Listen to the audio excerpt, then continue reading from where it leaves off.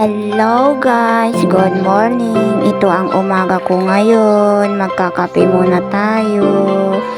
Yan yung palaman ko sa tinapay. Magpalaman tayo ng tinapay guys. Ubi palaman. Yung palaman ko, masarap yan.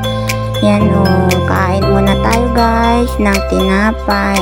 Tapos magko-coffee tayo. Yan ang pang umaga ko ngayon guys. Kain lang guys. Yung kasama ko kumakain din ng tinapay pero walang palaman. Yung kinakain ni Jace yan.